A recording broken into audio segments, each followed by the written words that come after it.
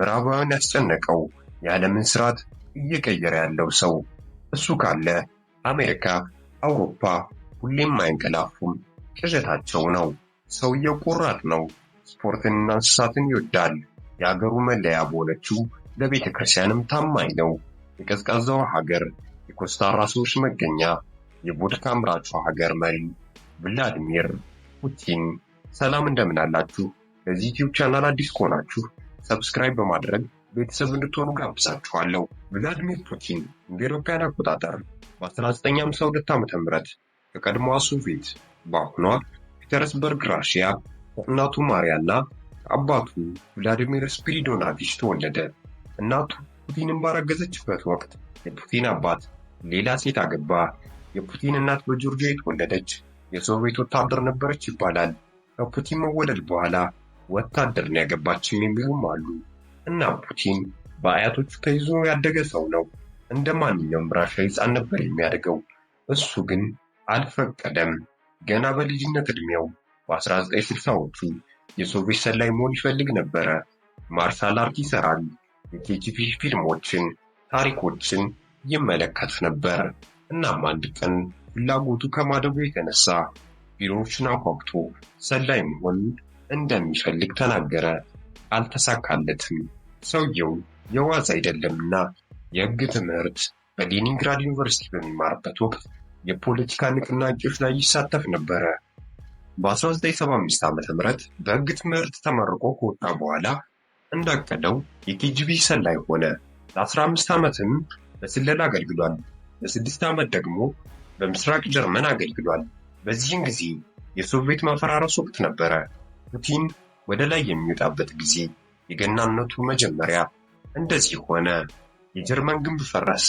ቭላዲሚር ፑቲንም የሶቪየት ወታደር ወደ ምስራቅ ጀርመን እንዲላክ ጠየቀ። ነገር ግን ከሞስኮ ትዕዛዝ አልተሰጠም በሚል ሳይሳካለት ቀረ። ጀርመንም ግንቡን አፈረሰች። ምስራቅ ጀርመንና ምዕራብ ጀርመን አንድ ሆኑ። በዛን ወቅት በራሽያና በሌሎች የሶቪየት ግዛቶች ህዝባዊ አመፅና ብዙ ችግሮች ተከስተው ነበረ። የሶቪየት የወደቀችበት ወቅቱ 1991። 15 የሶቪየት ሀገሮች ከሶቪየት ወጡ፣ ራሳቸውን ቻሉ። እናም ኑሮ በራሽያ ከበደ። ኑሮው ህዝቡን በጣም ፈተነው። ወንጀሎች ሰሩ ጀመር። የወቅቱም መሪ የልሰን ነበረ። እናም ራሽያ በቼቼ ግዛት ጦርነት ነበረባት። የወቅቱ መሪ የልትሰን የመጠጥ ሱሰኛና የምዕራቦች መጫወቻ ነበር ይባላል። ነገር ግን ባልታሰበ መንገድ የልትሰን በ1999 ቭላዲሚር ፑቲንን ወደ ፕሬዝዳንትነት አመጡት። ከ3 ወሩም በኋላ ምርጫ ተካሄደ። በይፋ ቭላዲሚር ፑቲን ስልጣን ጨበጠ። መሪውን ጨበጠ። ከዚህ በኋላ እንደገና የራሽያ ዘመን ጀመረ። ያኔ ፑቲን ያደረገው ትልልቅ ባለሀብቶችን፣ ኦሊጋርድና መሰሎቹን ወደ እስር ቤት መጣል ነበረ። የሚሆነበት ምክንያት በታክስ ማጭበርበር ተጠርጥረው ነው። ፑቲን ይላሉ ቀጥተኛና በአቋሙ የሚጸና ሰው ነው። ከ2000 እስከ 2008 ዓ.ም የራሽያ እድገት በከፍተኛ ሁኔታ አደገ። 50% የሚሆኑ ህዝቡ ከድህነት አላቀቁ። የሚሆነው የነዳጅ ዋጋ በመጨመሩና ራሽያ ነዳጅ ሀብቷን በመጠቀሟ ነው። ሰውየው ስልጣን ከያዘ ጀምሮ የፖለቲካ ሂደቱን አስተካከለ። እናም ምርጥ የ21ኛው ክፍለ ዘመን መሪ መባል ጀመረ። ሰውየው ሰላሙን አስጠበቀ። የውስጥ ሰላሙን አስጠበቀ። በጦር ኃይል ጥምረትን በመፍጠር ሀገሩን ማጠናከር ጀመረ።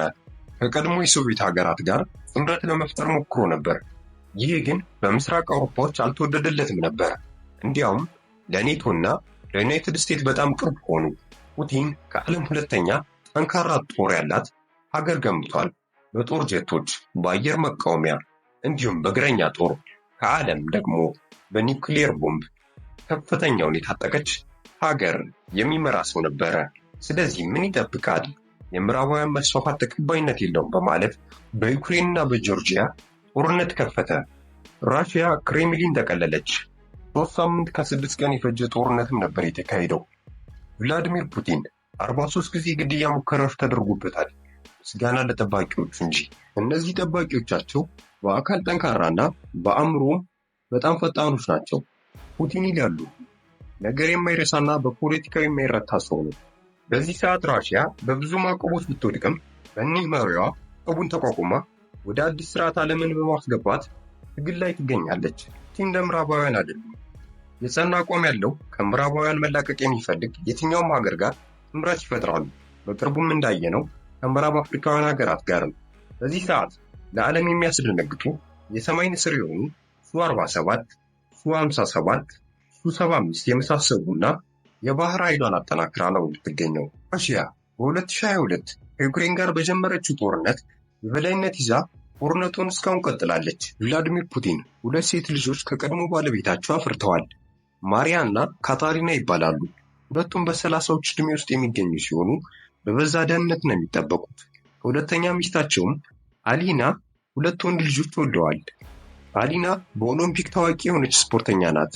ከሷ የወለዷቸውም 2 ወንድ ልጆቻቸው ፑቲንን ይተካሉ ተብሎ ይጠበቃል።